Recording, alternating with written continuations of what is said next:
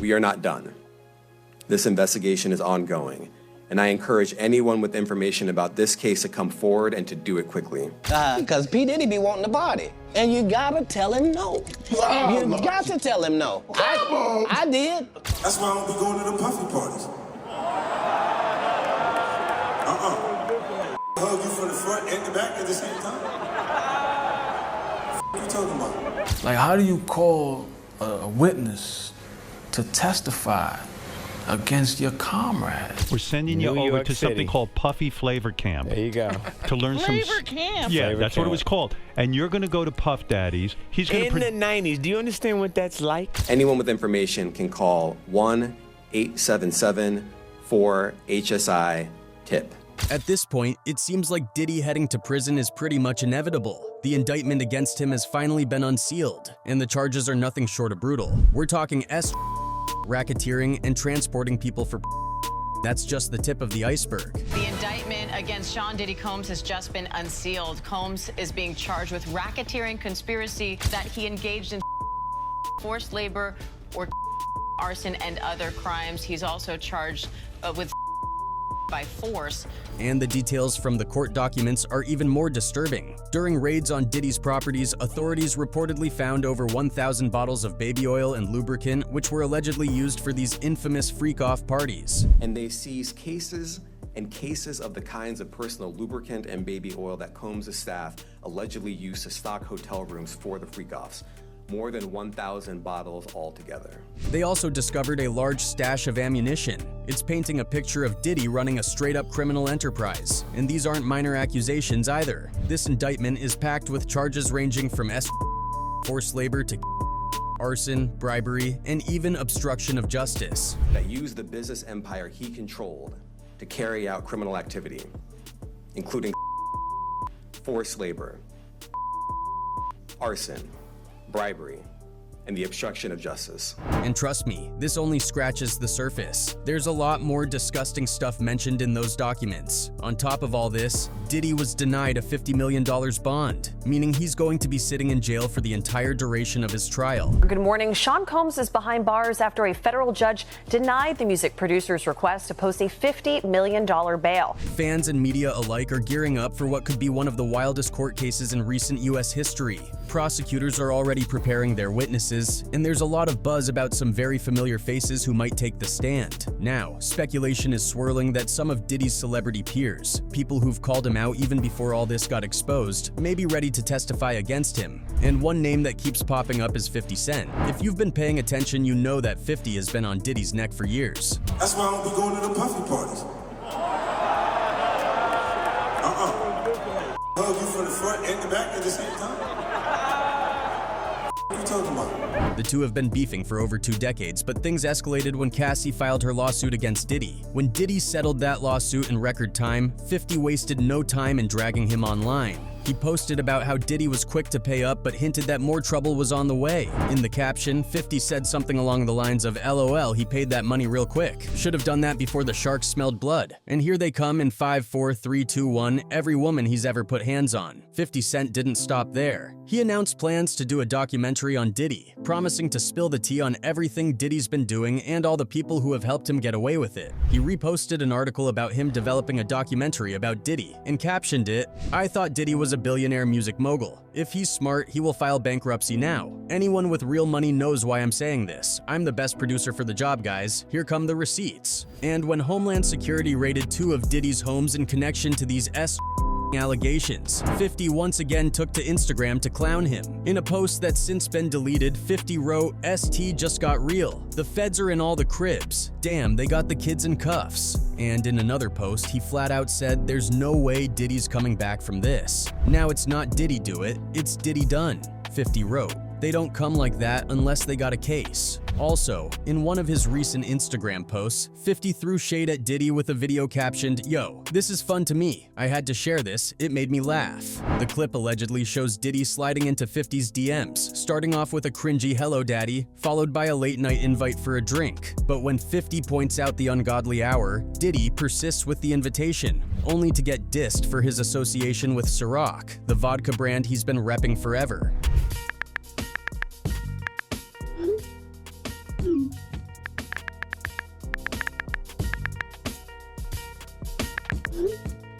Then it gets even juicier. Diddy promises a shopping spree the next day, trying to lure the person over, but they ain't having it. They're all like, I'm good with my own cash. And just when Diddy's desperate enough to throw in a music video offer, the reply is savage. LOL, last time you had a hit, I was in high school. I'm good. And to top it off, they send over a meme of 50 Cent from Entourage, speeding away in his car and laughing his head off.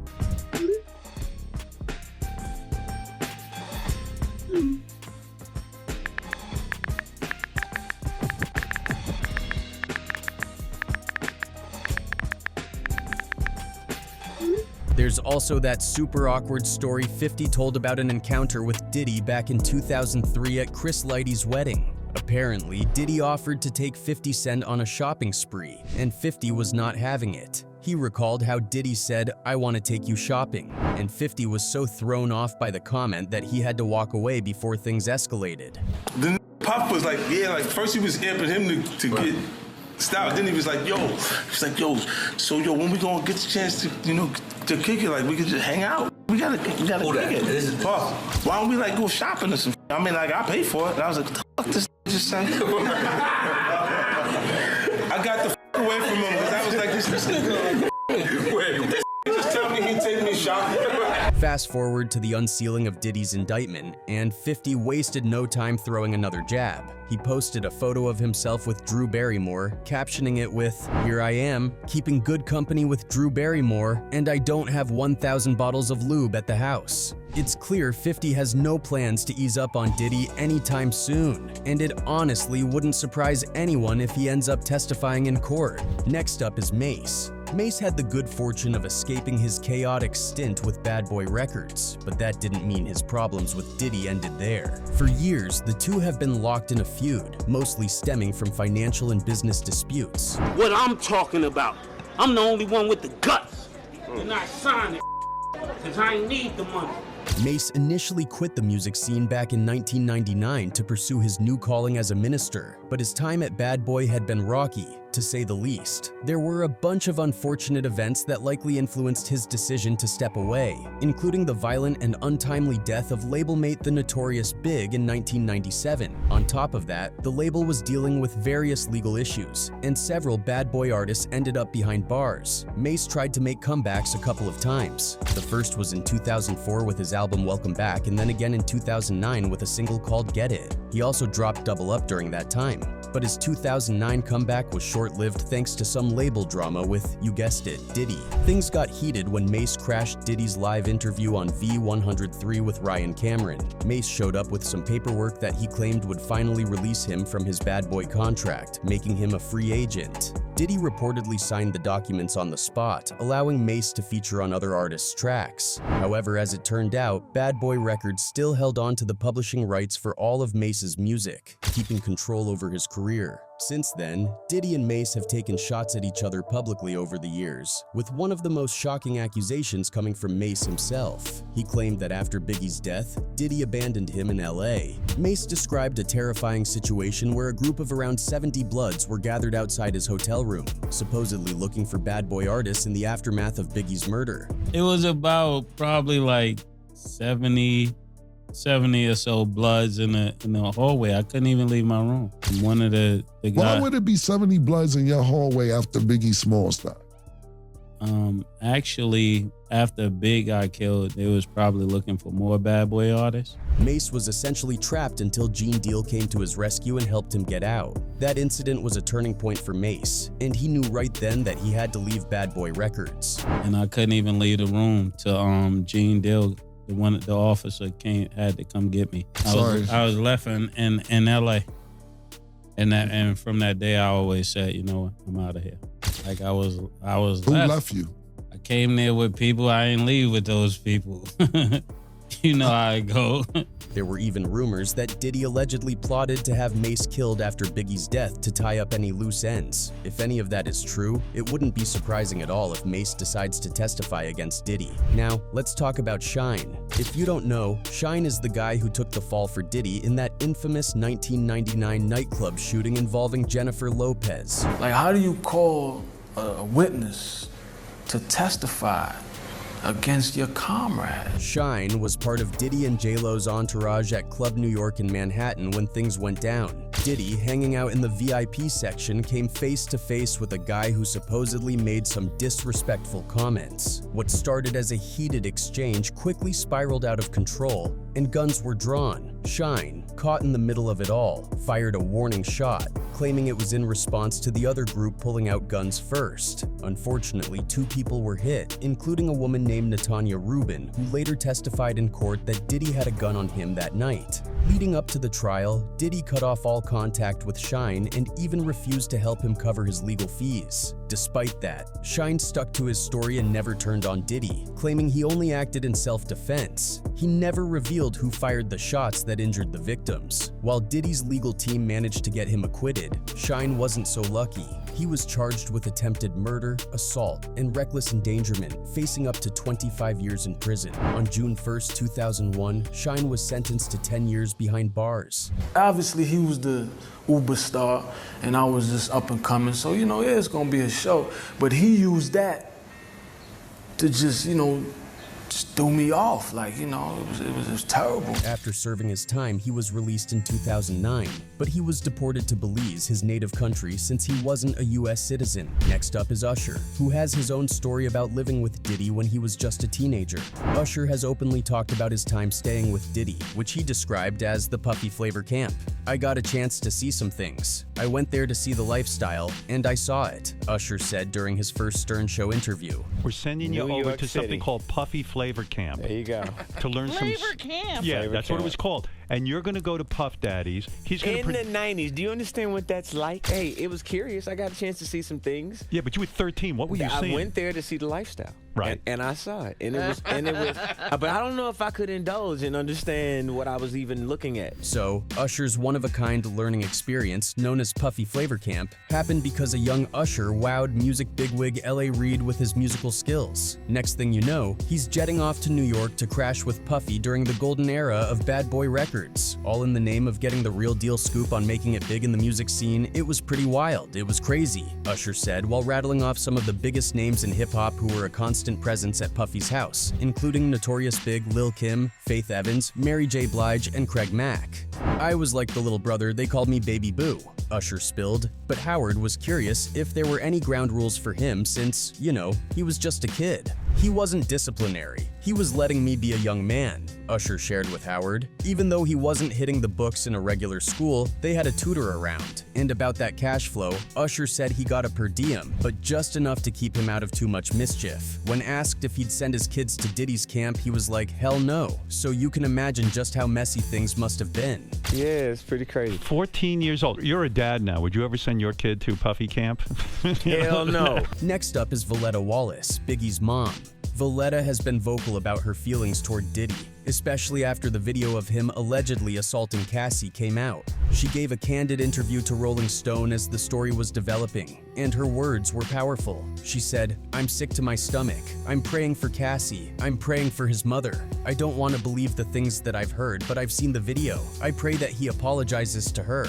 Valletta didn't hold back, and in that same interview, she expressed just how disgusted she was with Diddy's actions. She even said, "I hope that I see Sean one day, and the only thing I want to do is slap the daylights out of him, and you can quote me on that, because I liked him. I didn't want to believe all the awful things, but I'm so ashamed and embarrassed." Given how strongly she feels, there's a real chance she might testify against him. Then we've got Mary J. Blige. She and Diddy have been friends for years. Diddy actually helped produce Mary's first 2 albums, and they've always had a tight bond. But after all these accusations started surfacing, Mary J. made a bold move and publicly broke ties with him. She posted on Instagram saying, "Unfortunately, a lot of you all met me when I lacked boundaries and was a people pleaser," and then added, "Let me reintroduce myself. I burn bridges as needed." Fans applauded Mary for cutting ties with someone who had been such a big part of her career, especially when so many other people seemed hesitant to speak out against Diddy. With their friendship officially over, there's a real possibility that Mary J. could step up and testify in court, further distancing herself from him. Next up is Cat Williams. Earlier this year, Cat kicked off the year by calling out a lot of people in the entertainment industry exposing secrets and shady behavior. One of the names he didn't hesitate to mention was Diddy. Cat talked about how Diddy's parties were anything but ordinary, hinting that some wild and questionable stuff went down behind closed doors. Because P. Diddy be wanting to party. And you gotta tell him no. You got to tell him no. I did. Knowing Cat and how he's never been afraid to speak his mind, it wouldn't be surprising if he ended up doing more talking. This time, maybe in a courtroom, spilling even more details about what he knows. Next on the list is Denzel Washington. Denzel has attended Diddy's parties in the past, but there's one time that stands out where paparazzi caught him leaving one of Diddy's events, and he did not look happy at all. In fact, he looked almost shaken up. Good. Pretty good, man. Looking good, Denzel. Denzel, can I get one look over here? Now I gotta use the security trick on you guys right now. Trained professional. See, we could call 50 People have been speculating for years about what Denzel might have seen at that party, and with all the recent allegations coming out, there's a lot of buzz that maybe he witnessed something disturbing that night. With that in mind, there's a chance he could come forward and share what really went down. Then there's Suge Knight. Now everyone knows Suge and Diddy have a long-standing beef. It's no secret that Suge has accused Diddy of being involved in Tupac's murder. Puffy can give him a mother star. Every rat in the world said he didn't want to kill Tupac. On top of that, Suge has been calling Diddy out for years, accusing him of being a federal informant. And we all know how people in prison feel about snitches. Puffy's been an FBI informant forever. That's what he would say. That's why it's different when it comes to him. Suge even went as far as to clown Diddy for his rumored gay stuff, something that never sat well with Suge. Went to a party, standing in there is Puffy, Dre, Snoop. What do you say? First of all, you know I don't go to those type of parties. I'm straight. All me. Next, we've got Mike Tyson. Tyson has been around Diddy since way back, long before Diddy was even the mogul we know today. In an interview on the PBD podcast, Tyson shared some of his memories of being around Diddy in the early days. He mentioned knowing Diddy from the time he first became heavyweight champion and how Diddy used to show up at his after parties. Tyson hinted that he's been in the room for some wild moments, especially at the famous parties Diddy used to throw. I knew him for a long time. When I first became champ, I knew him. I remember him. He used to have crates when he used to have my after parties and stuff. Also when they were throwing parties. Given how long Tyson has been around, some are wondering if Tyson has witnessed some of the more secretive or darker things that have gone on at those parties. And then there's the whole situation surrounding Tupac's murder. Mike Tyson was incredibly close to Tupac and has shared many memories of their friendship over the years. What did Pac mean to Mike Tyson? Man, it's just it's very difficult to talk about. It's just a young kid that really wanted to be great, and that happened. Tell me one of your most fondest memories of Tupac. Him coming to visit me in prison, and he's talking, and he's so excited, he's so animated. If the rumors are true and Diddy had any involvement in the killing of Mike's best friend, you can bet Tyson would have some strong feelings about it. So what do you think of this list? Are there any other celebrities you think might be more than willing to testify against Diddy in court? Let us know your thoughts in the comments below, and we'll catch you in the next video.